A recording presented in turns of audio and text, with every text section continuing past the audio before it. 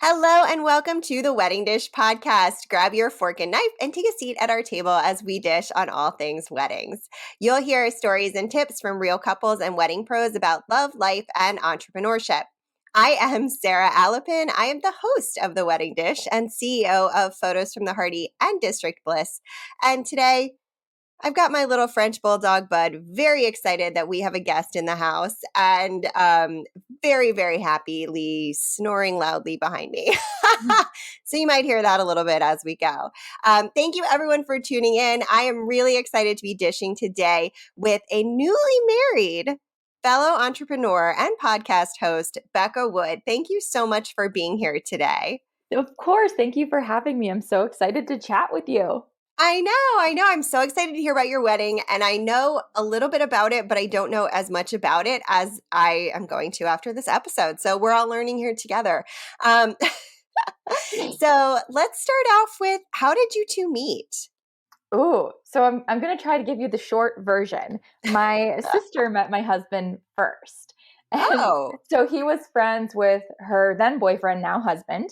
And she had met the guys were all hanging out one day, and she went to meet them for lunch. And she quickly, texted me after the meeting, and she said, "I met a guy." And I'm thinking, "You have a guy?" And she's like, no, for you. So I shut her down, of course, and, didn't think anything of it. And fast forward a few months, she tells me to meet everyone. They're out with a big group. And I walk in and see him, and I kind of look over at her, and she just gives me a little air nudge, and I just walk right over and introduce myself, and the rest was history. Oh my God, I love that so much. Yeah. We always say that, they were there from the beginning, my sister and brother-in-law, and my brother-in-law actually married us. So it came full circle. That really did come full circle. Mm-hmm. Oh my gosh. And does your sister live close to you? Like, is your family all local to where you are? So I am actually from Ohio. My parents are still there, but my sister is 2 years older. She moved out to Dallas, and I followed quickly behind when I graduated. Oh my gosh. I love that. My mom's family is all from Ohio. So, oh, really? Yeah, from the Toledo area and then Columbus and Cleveland areas too. Perfect. It's such a good place to grow up, but I was ready for a change after undergrad. Yeah, and it's a lot of cold winters with a lot of static. My hair, that was like the thing growing up that would always like drive me insane. I would like shock myself constantly. My hair would be. I know that life. Boy. Oh boy. But I love Ohio. I love Ohio people. Okay, so that's so funny. I love that. I love sisters having the ability, like this is something that I've always envied.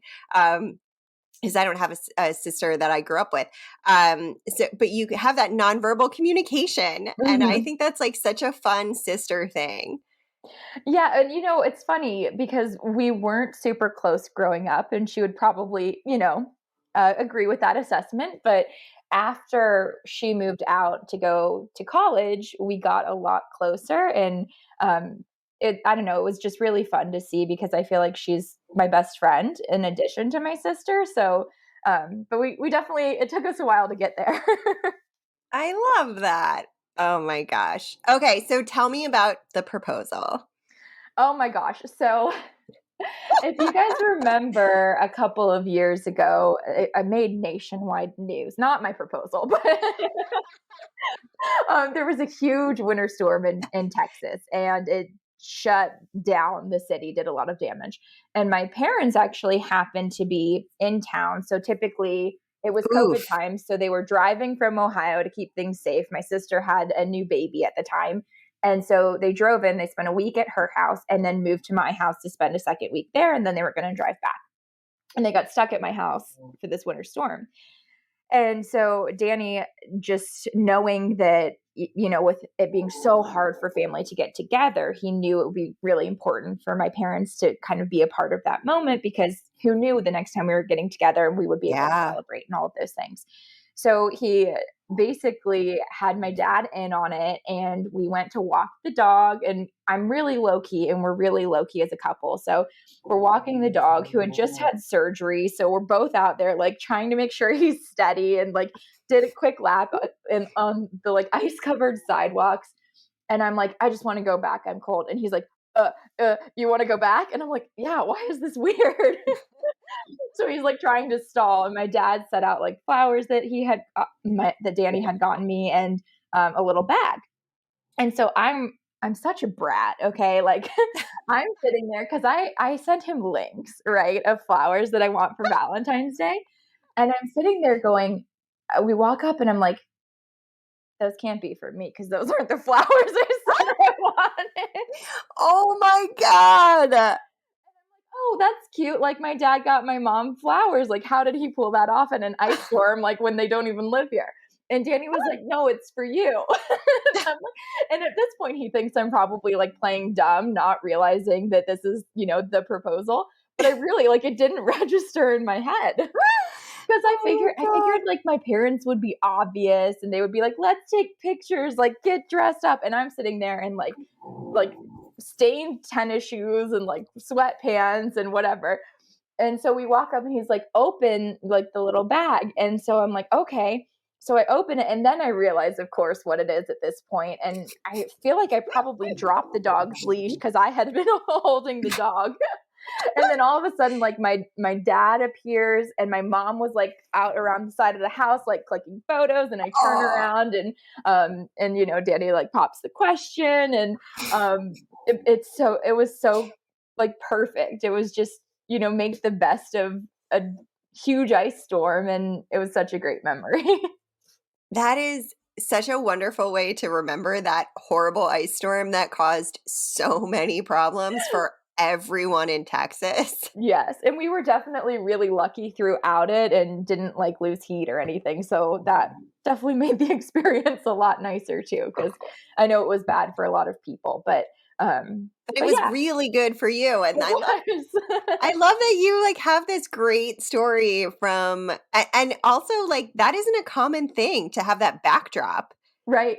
So it really will mark that time for your proposal. You'll always, really remember it in a very specific way. I think that's really special. Yeah, definitely. Oh my gosh, that's so cute. Okay, so I don't know the answers to the following questions. Do I know the answers? Hopefully. We talked a little bit about this. So I was on Becca's podcast, Probably Bothered, which is fabulous, by the way. She's a wonderful interviewer. And it just has lots of great business building info and life stuff too.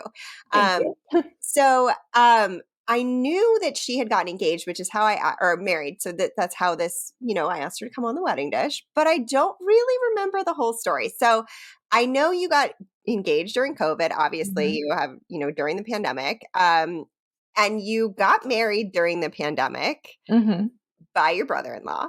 Yeah. So tell me a little bit about how the pandemic shaped this entire experience. Yeah. So I was really cautious. I still am probably the most cautious person in my family. And I am lucky enough on my side of the family to still have 3 grandparents who are with us. Danny, unfortunately, on his side, his grandparents are no longer with us. But I really wanted to make sure that it felt safe and welcoming, and that, it was super important for them to be there. So because of that, we chose to get married in Cincinnati. Because my grandparents are in Cincinnati and in Cleveland. So it was, easy for them to drive down and pretty centrally located. His whole family's in Wisconsin. So basically everybody ended up driving except for our Texas crew. Yeah, that makes it pretty easy, manageable. So I have experience in the wedding industry. When I first graduated, I worked for a catering company and did only their wedding sales and their wedding events. And I never thought I was going to get married in Cincinnati because I know all of these vendors here in Dallas. And I was like, oh, this is going to be so easy. I would do it here. I would use this group. I would use that group. Like, boom, we're done. But I really had to start over from scratch with COVID kind of throwing a wrench in the plans. We ended up doing immediate family only. We did it at this lovely boutique hotel. And because of my experience in the wedding industry, I'm all about firsts. Like, I don't want my wedding to be like anybody else's. So we ended up being able to use a room that they had never used for a wedding before. We custom designed my ring. We custom designed my dress. Like, my brother-in-law has never married anybody else before. So I love that there are all of these little pieces that no one else will really ever get to experience. But then also there were so many added benefits of the small wedding. And I think we can circle back to this, but I think it was really shocking to both sides of our family when we came out and said that was our plan. But by the end of it, I think they all saw why. And there were so many little moments. Like, I got ready with my sister, who was my matron of honor, my mom, and my two grandmothers, and my mother in law. Like, I don't know most weddings, I don't think you really have that chance because there's so many friends like kind of flitting about and you're worried about everyone else. But we just had the most calm, wonderful morning, like full of memories. And then we had time for everybody there and time for ourselves. So it was, it was perfect. That's really, really lovely. And I'm glad you were able to go to a location, even though it wasn't your initial plan, where you were able to bring everybody together and feel confident and comfortable with that. Mhm. Um, so you are having a second celebration, We correct? are, yes. Okay. So tell me a little bit about that too. Yeah, so that was part of the deal.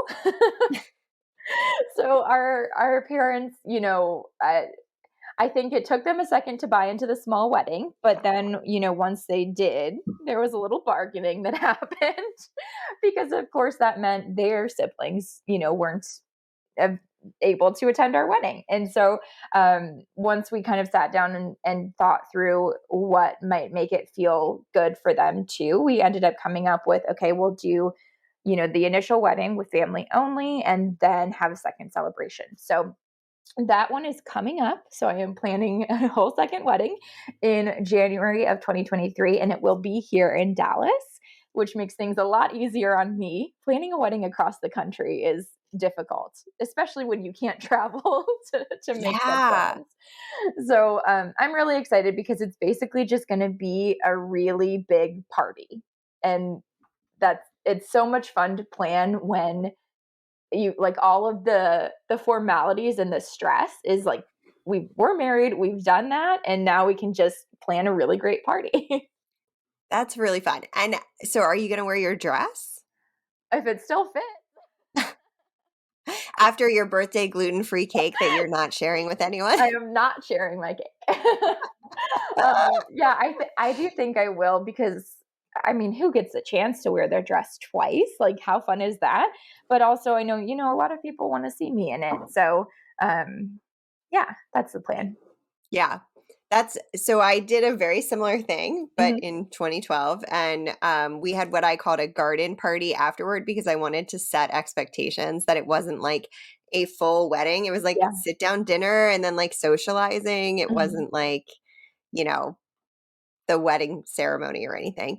Um, and I wore my dress, and I was actually surprised at the number of people who wanted to like take photos with me in my dress. Yeah.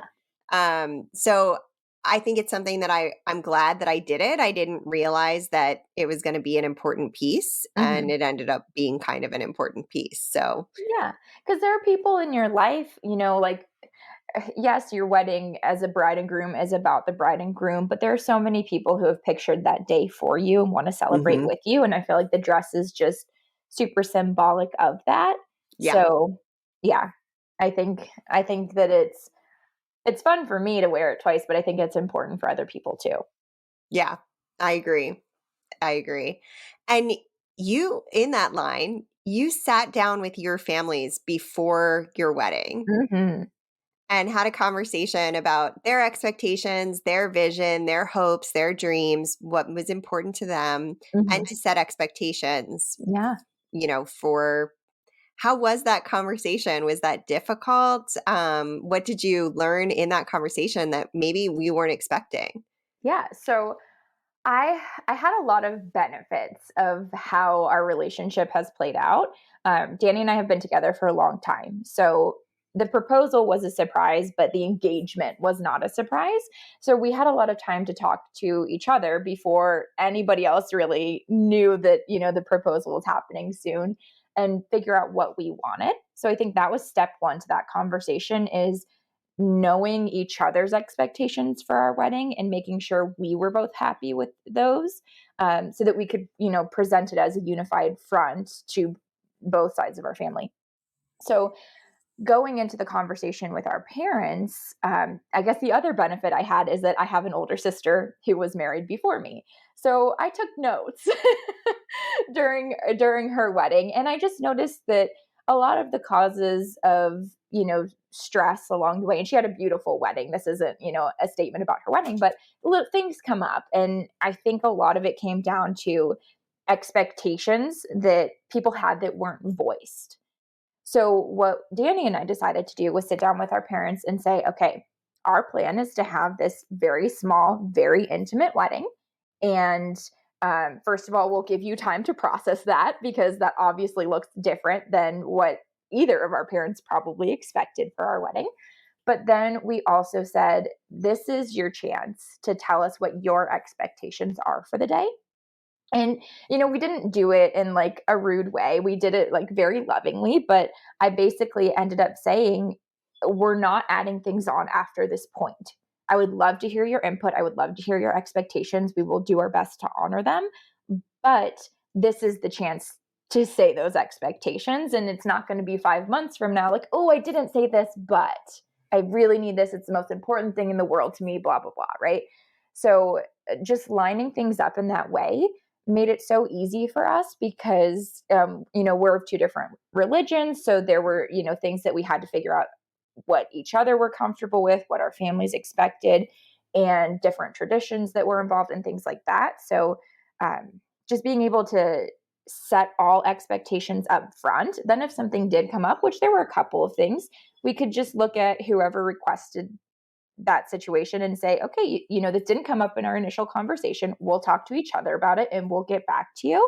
And I think for the most part, we accommodated all of the requests, but it gave us the out if it didn't make sense for us, that we could say like, sorry, you didn't bring it up early enough. Yeah. I hate to say it that way, but honestly, it was probably the best thing that we did for ourselves, because my whole goal was to have a stress-free planning process. I hate to say this, I wasn't always a very anxious person, but I think throughout COVID, I became increasingly anxious, and just making sure that all expectations were set was something that I could kind of control and make sure that things weren't popping up that I didn't expect, that I didn't feel I had control over. It sounds negative to say it that way, but it kept me sane.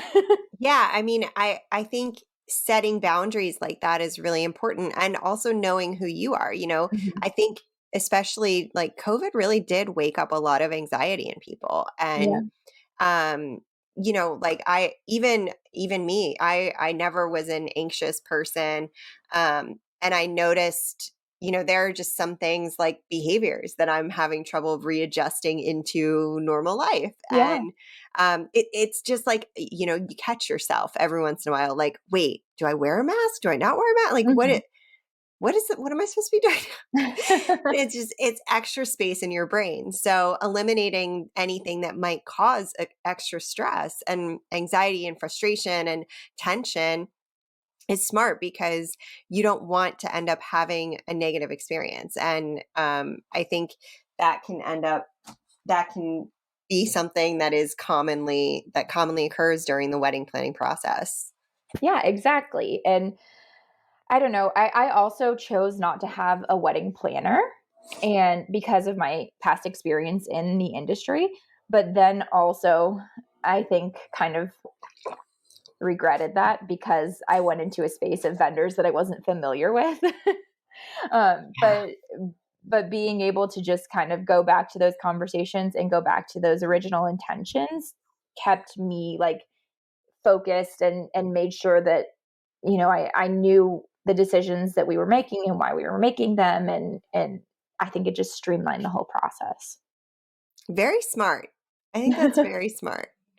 Okay, so I have one more question and then we're going to jump into a break and then we're going to come back with some more exciting things. Okay.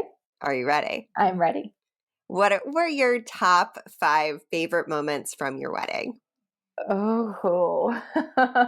And did any of them involve cake? The cake was excellent.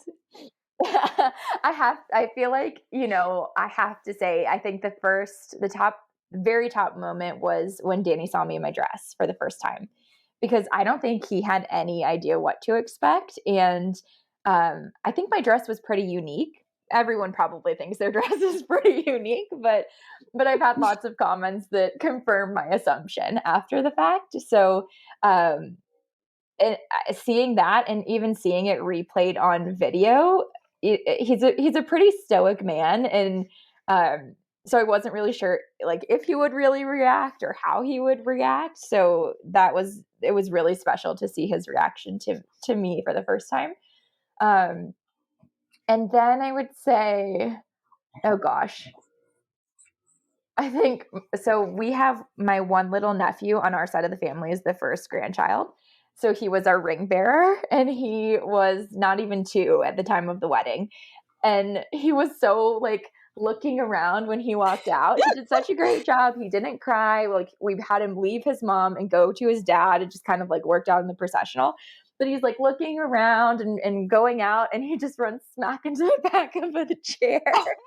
He wasn't hurt, which is why we can laugh. But just, like, and he's not even as tall as the chair. So Oh. just a cute little moment there. And then I think um, I would say everybody's speeches at the reception, because we still did, my dad did a welcome toast, and then the best man and my sister did a speech as well. And it's really interesting to see yourself and your relationship reflected back through the eyes of another person. And the observations that they made about the reasons that we fit well together, I think they were things I knew, but it was really cool to see that our family saw those things as well in us and in our relationship. How many was that? That was 3. 2 more. I would say also just having the time with both of my grandmothers, getting ready with them. It was really, really special. And even my papa, my mom's dad, came in for a little bit and was like hanging out with us, and just having that time with them to have new memories. And like when my grandma looked at me after, and she was like, I felt really special. She has 14 grandchildren, and granted, not all of them are old enough to be married yet, but I don't think that she had the chance to get ready with, the others that were married. So that was really wonderful too. Aw. And then I think just seeing our families like interacting with each other and having the chance to do that because we did a small wedding. Like everybody was just together all the time and really got to know each other. And I don't think that if we had had a large event, you're entertaining your friends that you've invited and things like that. I don't think that they would have had those opportunities if it was larger scale. Yeah. I love that. I'm so glad that it worked out perfectly for you and that and for your families. You are still doing a celebration that's larger so that everyone gets to have all of the things that they wanted, but you had these really like special moments. I mean, your favorite moments are all things that except well maybe not your nephew running into the chair, but other than that, most of them are moments that were able to happen because you had a micro wedding, a small Right. wedding. Definitely. I Yeah. love that. Well, we will be right back on the wedding dish with Becca Wood, and we'll be learning more about some tips she has and important decisions and talking about some vision. So stay tuned. And we are back on the wedding dish. I, of course, am your hostess with the mostest, Sarah Alapin, and I've got Cluzo behind me taking a very loud bath now, from snoring to, it's all self-care. It's important stuff. My French bulldog bud. And Becca Wood is joining me today. She is the host of Probably Bothered, which we will link to in show notes and things. And I, of course, got to be a guest on there. And now today she's a guest on the wedding dish, and we're dishing about her wedding. I am super excited to hear a little bit about a little bit more about kind of like after having gone through this process, what are some tips that you would like to share with people who are planning a wedding in a similar circumstance to yours? Oh, goodness. I would say, first of all, to make sure that you get on the same page with your partner, no matter what. And really talk through, even if you both think that you're sure of the decision, like talk through all of the alternatives and make sure that if somebody comes up with some random idea, you're not going to be swayed by said random idea because you are so sure of what you want your day to look like. Because I think that makes all the difference, when you can't be kind of picked apart by family cornering one or the other of you. So making sure you both are in agreement and very, very sure of what you want your day to look like.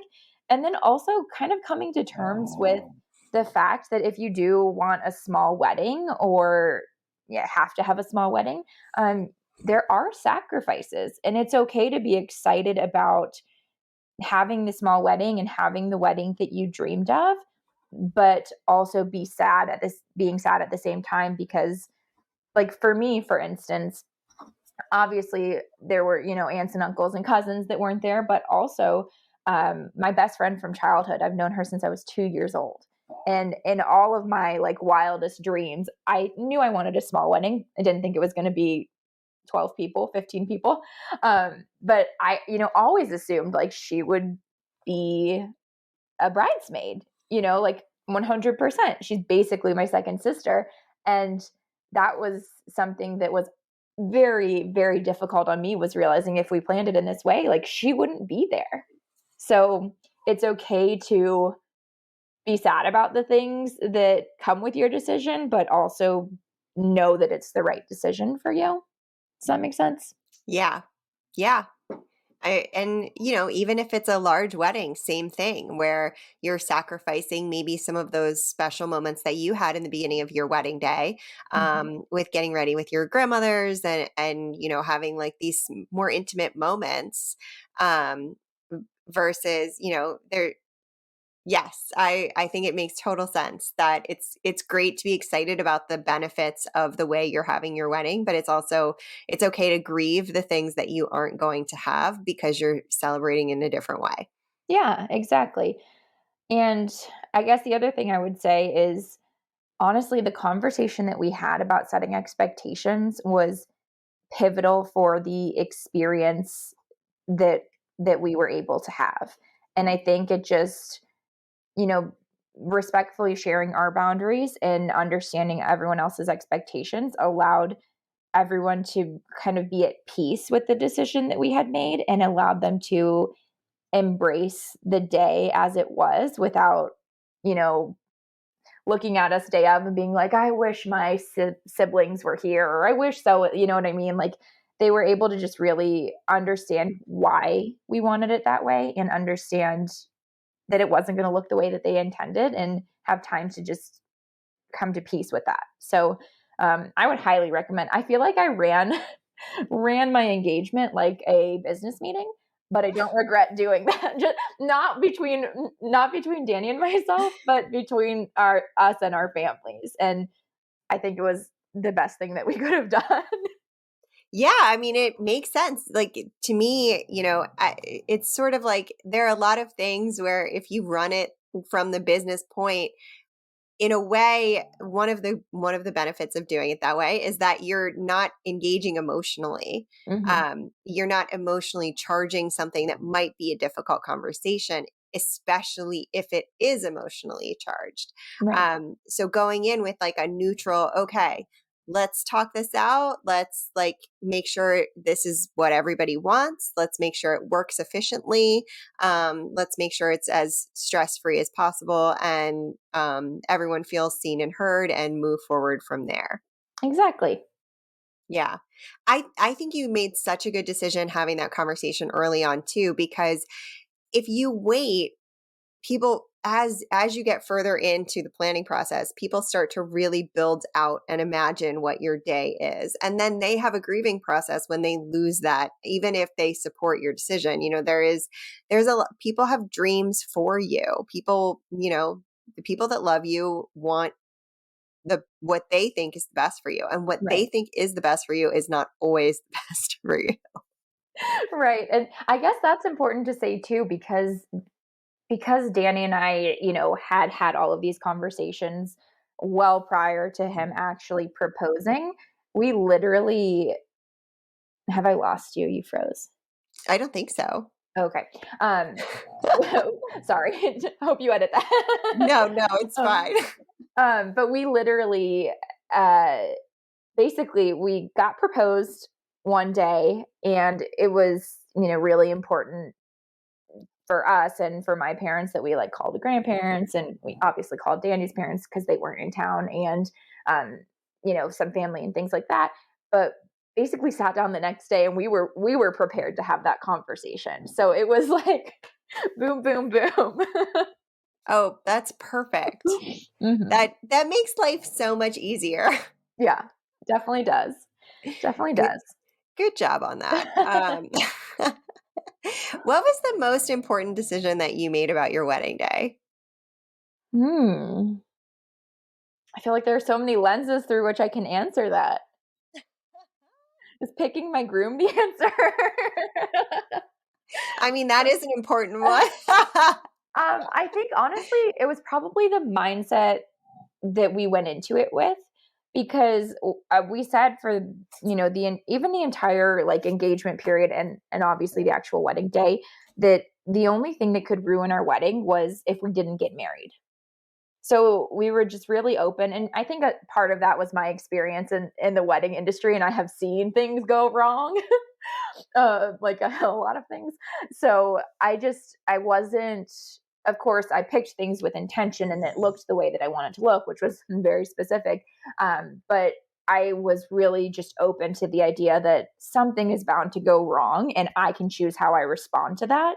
So I like, for example, our floral was beautiful, but it wasn't what we had discussed because there were like supply chain issues because of COVID. So I remember peeking in at the room and going, well, that's not right.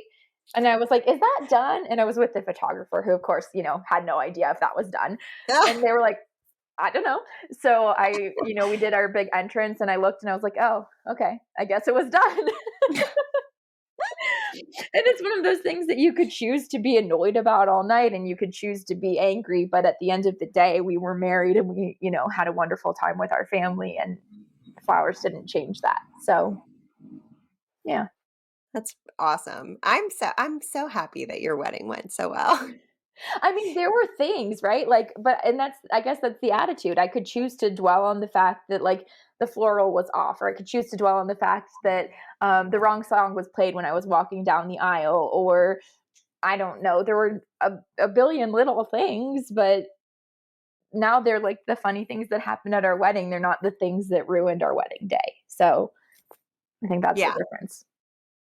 that's a really good attitude, and mindset is so important. And I'm 100% with you. I'm not the person that like would look around and be like, "Oh, I'm not pleased with that." I am. If I had like a negative interaction, it would be a little harder to shake off. But Mhm. the things are just the things at the end Well, of the day. and honestly, I don't want to call any vendors out, but there was a vendor that was wonderful to work with until day of, and there were some things that went wrong because of basically like they could have told us well ahead of time that these things were going to go wrong, and they didn't. And because of my experience, like I recognize that. But again, it's just one of those things that like I could choose to be annoyed, or I can just simply purposely not recommend that vendor anywhere. And I Yeah. probably won't. So I don't know. I had a moment. I had a weak moment where I was like getting super mad. And then the videographer we worked with, who was wonderful, looked at me and she was like, "You hired a great team. Let us be a great team." And I was like, "Okay, you're right. Hands off. I'm done. Like, I'm just going to go back and get my makeup done and eat my snacks." Good for you and good for your videographer. Yeah, and she was wonderful, and we had a lot. We really hired a really great team, and I know the importance of that, especially with my experience in the industry. So it was a good reminder at a time I needed it to just say, like, we're the professionals, trust us. You don't have to be the professional right now. So it was perfect. That's awesome. Okay, so being a vision coach, which we haven't really talked about a little at all yet, and you can kind of like walk us through a little bit about what that means. But Mhm. um, I feel like you might have some insight here. Like, how did vision play into the wedding planning process for you, and how important was having that vision, executing that vision on your wedding day? Yeah. So I feel like I'm being super repetitive here, um, but I think really it came down to Danny and I being on the same page. And we did that early, and we made sure we were really, really clear. Like, we had conversations that I said, I don't know, let me think of a bogus example. If our parents offered us an extra X amount of money to do a huge party, would we do it?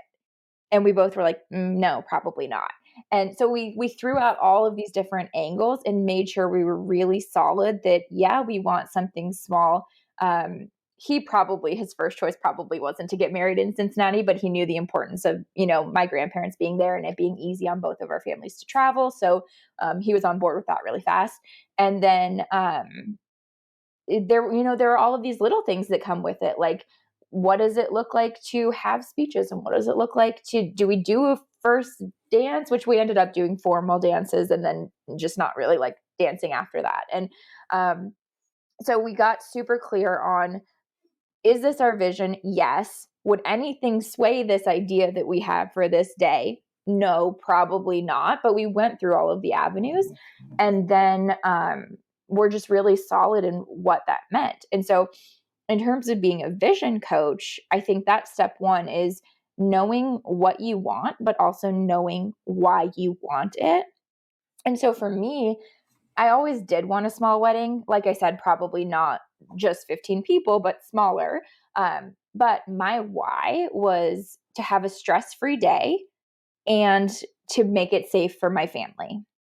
And so that included, of course, like my elderly grandparents. They probably won't like that I just called them elderly. Um, but also, like, my little nephew who was too young to be vaccinated. And at the time we got engaged, we also, like, vaccines were maybe just rolling out, but only for healthcare providers. And no one knew, like, how long it would take to get them and all of that kind of stuff. So safety and stress were, like, my two biggest motivators. So understanding the why behind the decision is wildly important. And then for me, once you have that vision and that clear understanding of why it is your vision, everything else falls into place, right? Every decision you have to make does it keep me on track to get closer toward my vision, or does it make me stray from that track? And every single thing that you kind of pile on just gets you closer and closer and closer. And if you have the lens of where you're going, then you know what you need to do to get there. But if you don't have that lens, that's when you see chaos, I guess, for lack of a better word. Yeah. Yeah. And that's really important. And it is pretty impressive that you all were able to ask, if we had this scenario, would we change this? And every time it came back to probably not. And, Mhm. really staying centered in that. I think that's such an important piece that, um, a lot of people don't think about as they're going through. Mhm. It's really easy to get wrapped up in a lot of really small stuff and not, see the forest for the trees or whatever that Yeah. whatever Well that saying is. well, and especially when it's a day as big as your wedding, right? Because for a lot of people, you know, you only have one. For some people you don't, and that's okay too. Regardless, it's the one day with that one person that feels like the culmination of everything, whether it should be or not. That's, what society tells us. But it feels like every single decision is a huge decision and an emotional decision. And Yeah. so being able to take a step back and just think, like, does this keep us on track to what we had originally intended, made all of those little things a lot more clear. Yeah, absolutely. I think that, yes, I could not agree with you more. That makes total sense. Perfect. Well, on that note, tell me a little bit about where can people find you online? And if you want to explain what a vision coach is here, feel free, because I think that might be something that I don't know that everybody really knows what that means. Yeah, probably because I decided what to call myself. Well, there you go. So basically, a vision coach is somebody who helps you figure out your bigger picture. And for most of the time for me, I work with service-based entrepreneurs, and it's the exact same mindset that I just described. If you don't know where you're going and you don't know why you want to get there, then it's a lot harder to get there. Think about driving without a map. Where are you going to end up? Nobody really knows. So I help people really get clear on their big picture, their why, and then help them when they're in the weeds of their business to refocus decisions based on that vision so that they continue to make progress on the bigger picture instead of those little things that might get you off track. Yeah. Brilliant. Yeah. So, and then you can find me. I am Becca Simone on, I think, every social media platform. And then my website is beccawood.com. So come say hi. I hang out mostly on Instagram, but I do love TikTok.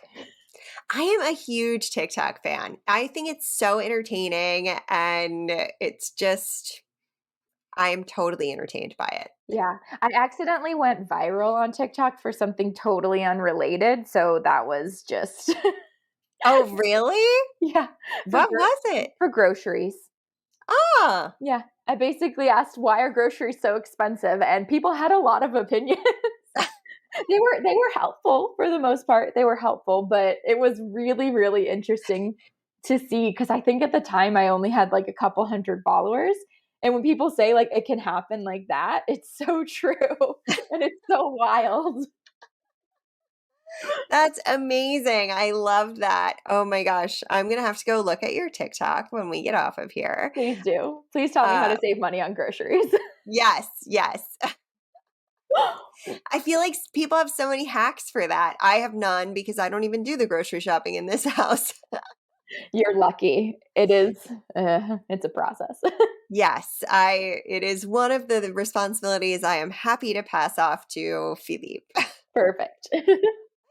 Oh my gosh. Well, while you are going over and following Becca, you can follow The Wedding Dish at The Wedding Dish Podcast. And our website is theweddingdishpodcast.com, where we will have show notes. We'll link to Becca's vendors.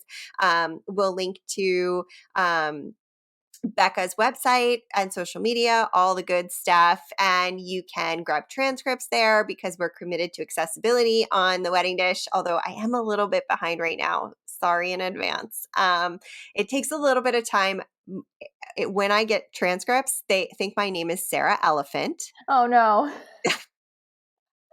It's always spelled incorrectly. It's just really funny, like the little things that I know the way I say them that are wrong, but you have to go through and edit that stuff. You don't want to put out a crummy product. And Becca, thank you so much for joining me today. And make sure you check out her podcast, Probably Bothered. And we'll be posting some photos from her wedding as well.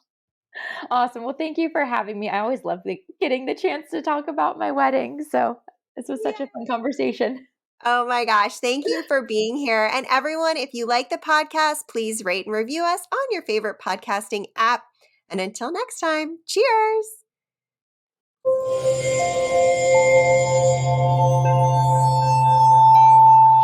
Part of the Boundless Audio Podcast Network.